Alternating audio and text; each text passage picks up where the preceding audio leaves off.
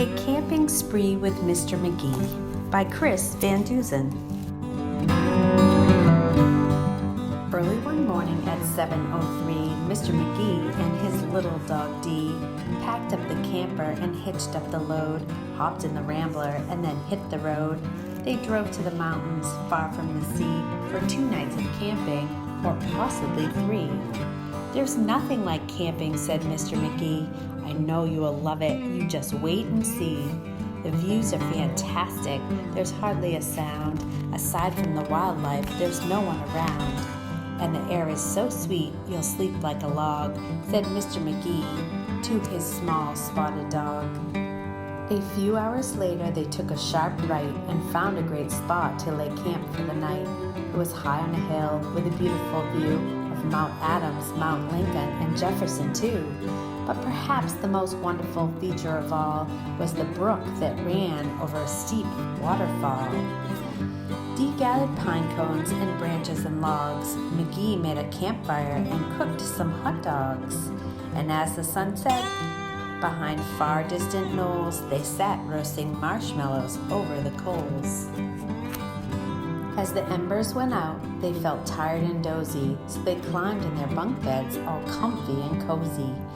But while they were falling asleep without care, along came a stumbling, bumbling bear. A kindly old bear whose sight wasn't so clear. He couldn't see far, and he couldn't see near. But he could smell marshmallows, sticky and sweet. This smell made him hungry. He wanted a treat.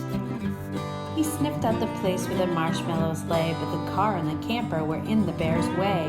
Yet that didn't stop the sneaky old snitch. He simply tried squeezing right under the hitch. And as he was shimmying into the gap, he pushed up the hitch, which let go with a snap. Now that camper and car were untied, they started to roll down the rocky hillside. The car bounced away on the old logging road, while the camper was heading to where the stream flowed. It flew down the hill in a wild, bumpy ride, with Dee and Magee sleeping soundly inside. They were snoring and snoozing, enjoying a dream, when splash went the camper right into the stream. The splash shook the camper. They bumped out of bed. "Now what in the world was that?" Magee said. And when he looked out and saw where they were, his hair stood on end, and so did Dee's fur. They were caught in the rapids, but that wasn't all.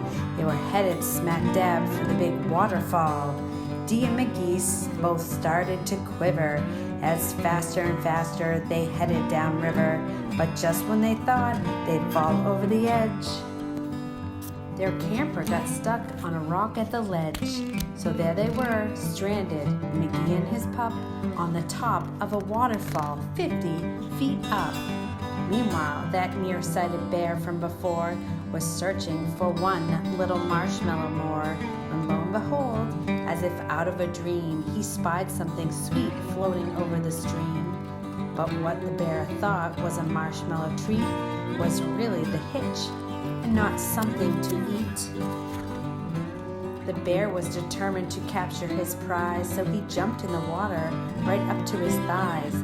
He splashed through the stream to the edge of the fall and snatched up the trailer hitch, camper, and all. Dee felt a tug. Magee heard a knock as the bear pulled the camper right off of the rock.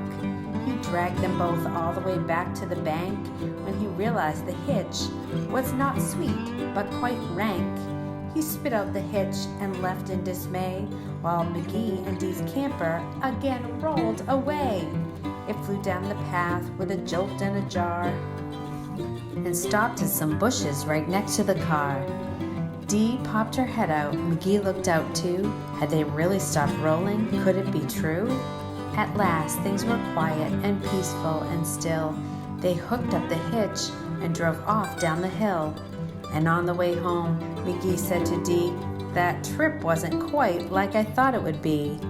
So when they got home, with the sky turning red, they decided to camp in the backyard instead.